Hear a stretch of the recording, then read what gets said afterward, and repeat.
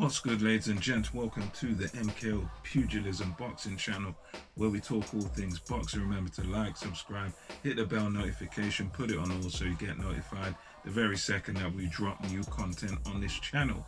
So let's get into this one. So this coming weekend, this coming Saturday, we're going to have a rare thing in boxing that we don't see very much, which is an undisputed fight. And this is for the super lightweight championship. This is going to be fought between Josh Taylor and Jose Ramirez, and this is going to take place Saturday night, Sunday morning for us in the UK. It's going to be over there, Las Vegas, Nevada, which has become pretty much the fight capital of the world, the place everyone wants to go, everyone wants to fight there, everyone wants to be there. It's one of those places. So let's think about this. So going into this fight, I think in the bookies, Josh Taylor is a slight favourite over Ramirez. And we look back on Ramirez's fights. I've been looking back on a few of his fights, the last couple of showings, and there were two contrasting showings for me. I thought he looked excellent against Maurice Hooker. He really just beat the fight out of Maurice Hooker. He looked absolutely devastating, marauding forward, and he just laid into Hooker and just pretty much stuck it on Hooker and just laid poor old Hooker down. Hooker couldn't quite handle what Ramirez had to bring in that fight. So he did look good against Hooker. I think Hooker was just made for him on that night. Just beat him up really. And his previous fight, which was I believe August of last year, August of 2020, so you know, both Ramirez and Taylor, they've been out of action for a little bit now. It's been a while. It's been, yeah, it's over 6 months, you know, however long it's been. About, I think it's about what, 8 months, 8 to 9 months each probably by the time this fight happens on Saturday. So yeah, he's been out for a while. The post-all performance, I did watch it again. Yeah, Ramirez, that was a fight where there was a lot of criticism of him, because in that fight he didn't look so good. He didn't look so hot to me. In that fight with Postol and his sort of smooth boxing skills, he showed a good jab against Ramirez, and he was able to sort of touch Ramirez to hit him quite easily. So in the Postol one, where he was against a sort of slick boxer, he looked kind of hittable, and you know, he got outboxed for certain portions of the fight. He did always have with Ramirez, though, he was in that Postol fight, he was always pushing the pace. He was always sort of pushing Postol back. He was able to make him uncomfortable, but there were certain periods in that fight where he was being outboxed, where he was being you know, he couldn't find a way to sort of get away from the Victor Postol jab. It was just like every time he'd come after, bang, bang, Postol would be catching him quite easily with straight shots. So he was quite hittable in that fight. And also in that fight, I felt that his head movement was non-existent really when he fought Postol, because he was coming after Postol, but a lot of it was from Ramirez in kind of straight lines, and I think that's kind of an asterisk against him. He's good in that he comes forward and thrusts forward, and he really lays into his guys. I noticed he's been getting a lot better with his jab, but also in some ways when Ramirez comes in against guys, there's certain times where he's not really moving his head, and I think that's definitely sort of a negative I've seen on his side. As for Taylor's case, he's done a lot within his first 17 fights. He's been able to unify a couple of the belts, and he's for Taylor, he's looked pretty good through most of his career. His career, unlike Ramirez, I think Ramirez has had about 26. Taylor's only had, I think, 17, or this will be a 17th, one or the other. But Taylor, for me, has fought the better opposition going into this. Fought some good names in the WBSS, such as, of course, Regis Prograis.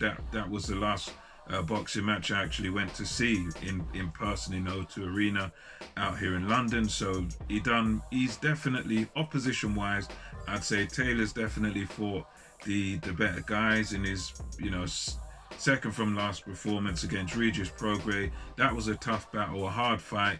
He was, Prograis was able to find him and win rounds off him, but Taylor just in that fight just had that little bit more left where he was able to just stamp his authority on that fight. Although it was tough, and Prograis did manage to hurt him and catch him, and he did manage to even Taylor finish that fight with a horrible injury to his eye, where one of his eyes was damn near closed, but he managed to do that and come through that fight, handle the adversity, come through it, win the fight.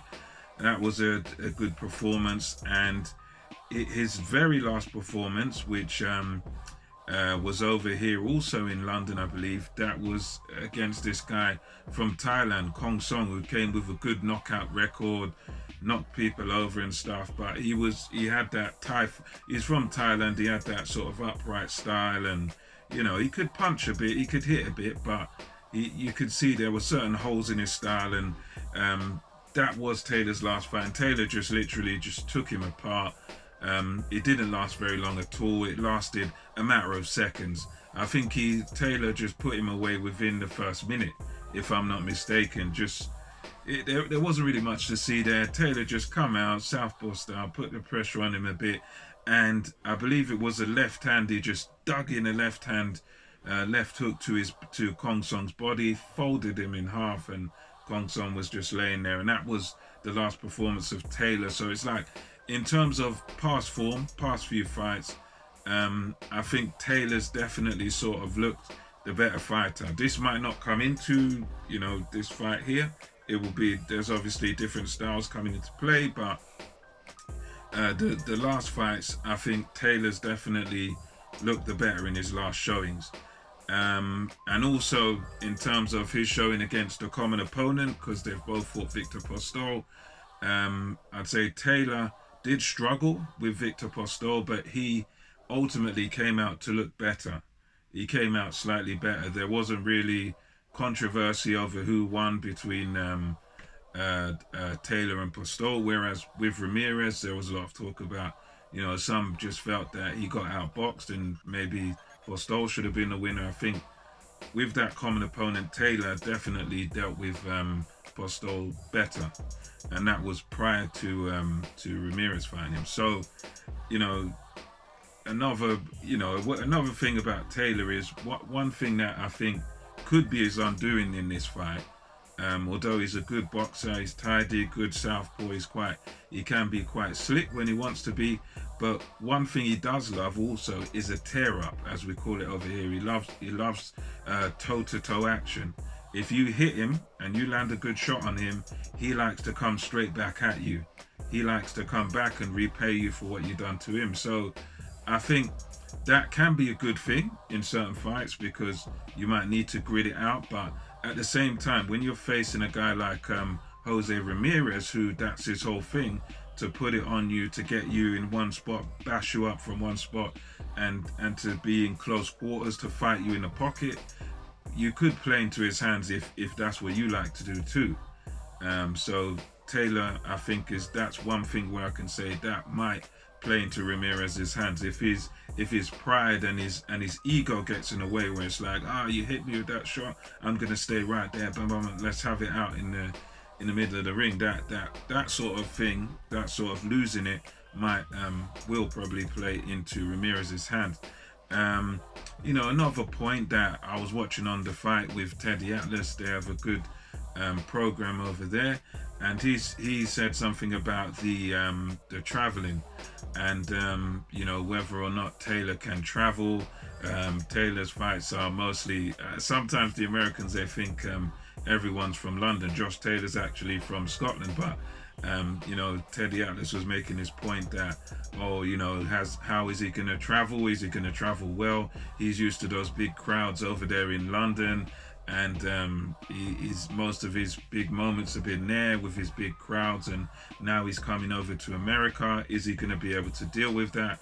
And I think that is a fair point, but overall, from what I've seen of Josh Taylor, my opinion is that he will definitely deal with it and deal with it quite well, because he's Taylor's quite an ambitious fighter. He's a very ambitious fighter, very competitive, and America is one of those places that throughout the years of boxing history, especially recent history, it's been like the kind of mecca of boxing.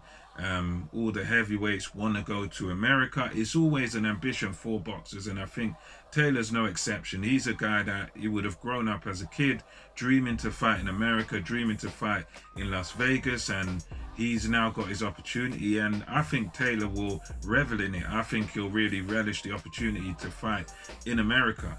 And he's shown this ambition of his by going over to America 1 month early. So I think he will have been in America, been over in Las Vegas for about 4 weeks when it comes to fight night on this coming Saturday. So Taylor's shown that, look, I'm ready for this. Got over there early, got over there a month early. He's doing his training over there. He's been training a bit with Tyson Fury over there. So I think Taylor's going to acclimatize to America well. He'll be used to the time difference, by now. So I think Taylor's definitely got that mind, and he's prepared. He's traveled early, and he's acclimatized himself now to it. So, in terms of resume, as I've said, I think Taylor's definitely got the better names on his resume. That's not an automatic thing that means he's going to win, but he's definitely, name-wise, he's got the better names, gone through the tournament. He's kind of been fast-tracked, so he's gone straight into harder fights than has Ramirez. And, so he's had to answer a few questions of himself that I guess Ramirez, as he's not had the same level of competition, he won't have had to answer some of the tough questions that Taylor may have had to answer in his fights. In terms of approaches to the fight, I think for Taylor, he's got to really just stick to his boxing, which will not be a surprise to anyone who knows a bit about him. I think Taylor's just got to stick to his boxing, box behind the southpaw jab, double your jab up, bang, bang. And a lot of the time with professional boxing, a lot of guys don't use the double jab. They're happy to just throw one punch at a time. But I think for Taylor, he could double up that jab and try to unsettle Ramirez, try and discourage him from thinking. He can just walk straight in, double the jab up, triple the jab up, discourage him before he comes in, make him have to reset himself. I think he'll have to make sure that it's very difficult for Ramirez to get inside, so work on the straight shots and give Ramirez, something to think about as he tries to come into you. So try and prevent Ramirez from getting inside, because that's where he's going to do his best work. I also think Taylor needs to make use of pivoting, so that little side-to-side movement with your feet. Use the ring. I think he's got to use the ring, move around a bit, and give Ramirez certain angles and certain looks. Make it difficult for him to come in. Make him try and make him hesitate before he comes in. Make him miss. He's got to try and make him miss. Use your feints, use your pivots. Make Ramirez miss and try and make him pay for that. Just basically outbox him. He will have to stand his ground at some times. But I'd say mainly he should just stick to his boxing and keeping Ramirez at the end of the punches. As for Ramirez, it's kind of the opposite. I would say he needs to be aggressive. He needs to just be bobbing and weaving as he comes in. Make it hard for Taylor to see what he's going to do next. Bob, weave, keep moving your head. Keep his head off the center line, because that's one of the things I've seen that sometimes he doesn't do. So I think if he does that, bobs and weaves as he comes in, coming behind the jab, and I think, as the same I said about Taylor, angles are going to be important for Ramirez. Use angles, use feints as he comes in. Try and make Josh Taylor second guess himself. Try and make Josh Taylor think you're going left when you go right. Try and make him think you're going to throw a hook and you throw an uppercut. Use little tricks and little feints as he comes in. Head movement, bob, weave. Think about doing the left hook as a counter to the jab, or as Taylor throws out his jab, step back, use the right hand to counter it over the jab, like sometimes I think mostly done that with De La Hoya. So things of that nature. And overall, I think it is going to be a tough fight. I think it's going to be a close fight. Both men do have an opportunity to win. For me, I'm leaning slightly towards Josh Taylor winning this fight via a hard-fought split decision. However, although I slightly lean towards Taylor, I would not be surprised if Ramirez won it on points. My pick is definitely Josh Taylor by points in a very difficult fight, in a close fight. But again, I wouldn't be surprised if Ramirez got it. So that's my thoughts on the fight. Let me know what you think about it in the comment section below. And until next time, this is MKO Pugilism over and out. I'll catch you on the next one.